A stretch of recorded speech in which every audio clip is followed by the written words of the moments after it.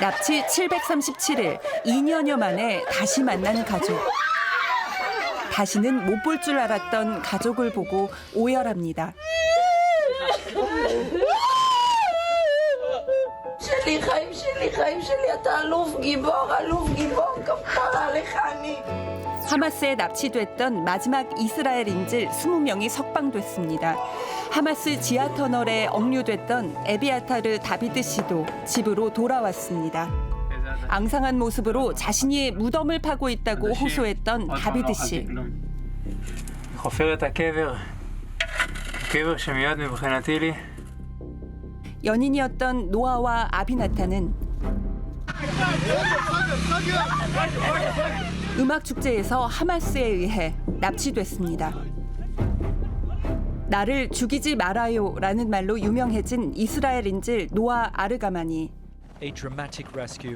지난해 6월 노아 씨는 이스라엘 군사 작전으로 극적으로 구출됐습니다. Today, her ordeal came to an end. 그리고 지난 13일 남자친구 아비나탄 오르 씨가 돌아왔습니다. 2년 만에 재회한 연인은 드디어 서로를 안아볼 수 있게 됐습니다. 또 다른 곳에서도 눈물의 재회가 기다리고 있었습니다. 휴전 협정에 따라 팔레스타인 수감자 약 2천여 명도 석방됐습니다. 보고 싶었던 이들을 눈에 담고 힘껏 손을 뻗어봅니다. 한결같이 기다리던 마음이 오늘은 더 간절합니다. 그리웠던 이들을 이제는 마음껏 안아봅니다.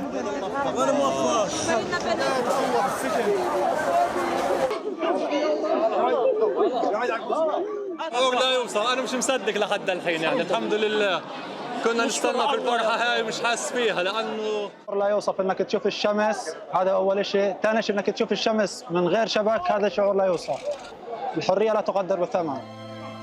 팔레스타인 수감자 샤디 아부시도 씨. 죽은 줄로만 알았던 가족을 꿈처럼 다시 만났습니다.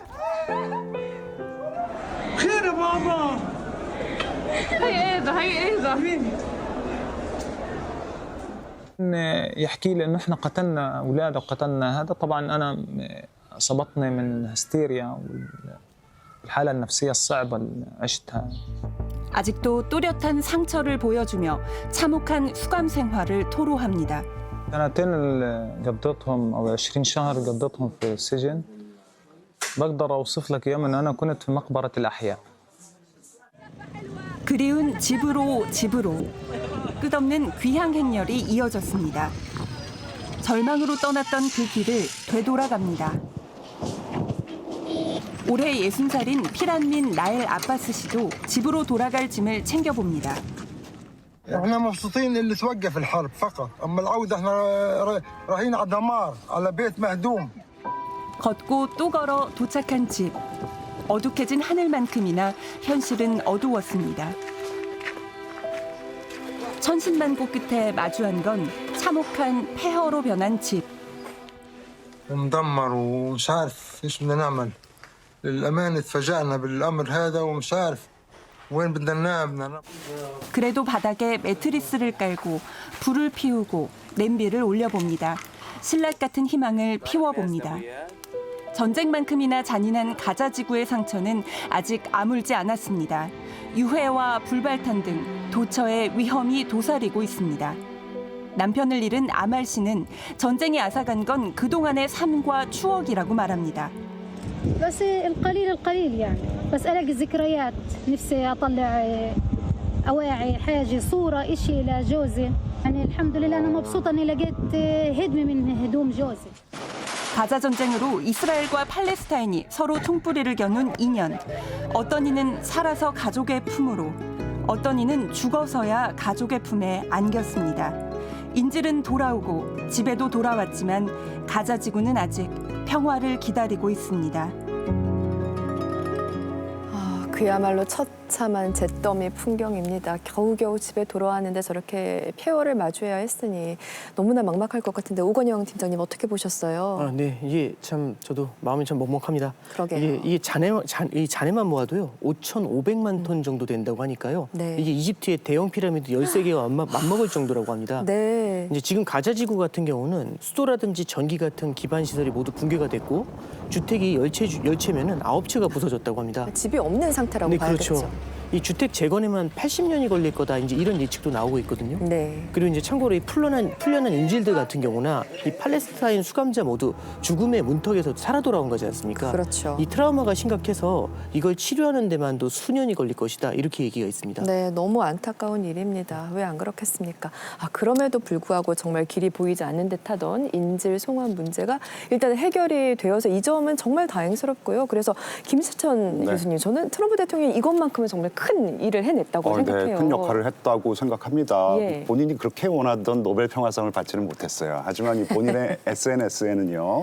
내가 불과 8개월 만에 이 이스라엘 하마스 전쟁까지 포함해서 8개의 전쟁을 직접 중재해서 끝냈다 이러면서 평화의 대통령 이미지를 강조했습니다. 네. 실제로 지금 이스라엘에서는요. 이 트럼프 대통령이 거의 영웅 취급을 받고 있어요. 이 많은 인파들이 이 트럼프 사진과 성조기를 들고 땡큐 트럼프 뭐 이렇게 외치기도 했고요. 네네. 텔아비브 해변엔 거대한 트럼프 얼굴을 그려놓기도 했습니다. 이집트에서 열린 가자 평화 정상회의도 거의 뭐 트럼프의 동무대였습니다. 네. 이 유럽과 중동 30여 개 국가의 정상들을 마치 병풍처럼 세워놓고 정말 자화자찬하는 연설을 하더라고요. 그 정상들 다 뒤에 세워놓고 네. 말이죠. 그런데 전쟁이 길어진 데에 대해서는요, 미국의 책임도 굉장히 큽니다. 그러니까 가자 전쟁이 발발한 다음에 미국이 이스라엘에 준 군사 지원액만 해도요, 무려 217억 달러, 우리 돈으로 약 30조 원이 넘습니다. 엄청납니다. 네, 네타냐후 총리가 폭주할 수 있었던 이유도 이 미국이 그냥 눈을 감아줬기 때문인데요. 그렇다 네. 보니까 트럼프 대통령이 이스라엘 의회에서 연설할 때 이 야당 의원들이 항의를 했거든요. 그러다가 경비원에 끌려나가기도 했습니다. 네. 또 전 세계적으로는 반이스라엘 정서가 확산되고 있어서요. 얼마 전에는 인도네시아가 이 이스라엘 체조 국가 대표 선수들의 비자 발급을 거부했고 이스라엘과 이탈리아의 이 월드컵 예선전 현장에서는요. 수많은 사람들이 모여서 이스라엘에 레드 카드를 주라고 시위를 벌이기도 했습니다. 네, 그러니까 이렇게 큰 분열이 이제 촉진됐고 전쟁이 길어진 건 미국의 탓도 분명히 있다라는 말씀해 주셨는데요. 박현도 교수님, 그나저나 이번에는 어찌되었건 꼭 종전으로 이어지길 바라는 마음인데 어떻게 보십니까? 네, 저도 그런 마음인데 위태합니다. 뭐 휴전 이후에 이스라엘 군의 공격으로 최소 38명이 이 팔레스타인 주민이 사망을 했고요. 네. 또 하마스는 하마스대로 7,000명의 새로운 대원들을 소집해서 지역 수장을 새로 임명하기도 했습니다. 또다시요. 네. 그리고 가자 지구내 다른 무장 세력과 교전을 벌였고요. 이 하마스로 추정되는 대원들이 주민들을 공개 처형하는 모습이 목격되기도 했습니다. 그러니까 지금까지 처형한 주민이 최소 30명 이상이라고 보는데 아마도 배신자 색출 작업을 하는 것 같습니다. 이건 평화랑 거리가 뭔데요? 그러면 휴전 중인데 이러면 안 되잖아요. 그렇죠. 그러니까 일단 트럼프 대통령은 사실 당장 이 치안이 불안하니까 어느 정도 일시적으로 하마스가 치안 통제를 하는 것은 인정하겠다고 했지만 네. 정도가 너무 심하거든요. 그렇죠. 정도가 너무 심하니까 이러면 안 지난 되죠. 16일에 이거는 합의를 어긋나는 것이고 만약에 계속 주민을 죽이면 하마스도 죽일 수밖에 없다고 얘기를 하고 있습니다. 네, 인질 시신 송환이 늦어지고 있는 거 지금 큰 문제이죠. 이 현재 시신 28구 중 이 10구만 반환이 된 상황이거든요. 이건 왜 그런 거예요? 왜냐하면 하마스의 주장은요, 이 나머지 유해의 경우 폭격당한 건물과 터널 잔해 밑에 이렇게 묻혀 있어서 네. 이 특수 장비를 꺼내야 한다라는 것이고요. 그래서 유해 수습을 위해 여러 국가가 지금 지원하기로 한 상황이고요. 네. 하지만 이스라엘 측에서는 이거 하마스가 이 시신을 협상 지렛대로 활용하는 거다 이러면서 구호품과 이 연료 반입을 제안했습니다. 긴장감은 여전한 상황이네요. 앞으로 어떻게 될까요? 일단 2단계로 들어가야 되는데요. 1단계에서 지금 인질 시신이 전부 다 송환되지 않았고요. 또 2단계는 하마스 무장해제가 관건인데 그렇죠. 하마스 무장해제가 가능할지 잘 모르겠습니다. 외신 인터뷰에서 정치국 위원이 하마스 무장해제 자신할 수 없다. 네. 거기에 대해서 얘기를 하면서 치안 통제도 우리가 해야겠다라는 지금 의사를 밝혔고요. 이 상태로라면은 이스라엘 군에게 뭐 자그만 돌멩이 하나만 던져도 전쟁이 다시 시작될 수 있는 그런 분위기입니다. 아하. 트럼프 대통령도 그렇지만 이제 강경하게 나와서 네. 하마스를 반드시 무장해제시키겠다고 경고를 했고요. 그렇기 때문에 하마스로도 사실 선택의 여지는 그렇게 크지는 않거든요. 그렇군요. 그리고 또 이스라엘은 팔레스타인 국가 건설은 절대 안 된다. 절대 안 된다는 입장이고 트럼프 대통령 역시 두 국가 해법에 대해서는 아직까지 의견을 표명한 상태가 아니라서 네. 앞으로 협상에 수많은 고비가 있을 겁니다. 말씀을 듣고 보니까 일단 총성은 멈췄지만 두 다리 뻗고 잘 수 있는 상황은 여전히 아닌 것으로 여겨지네요. 정말 걱정입니다.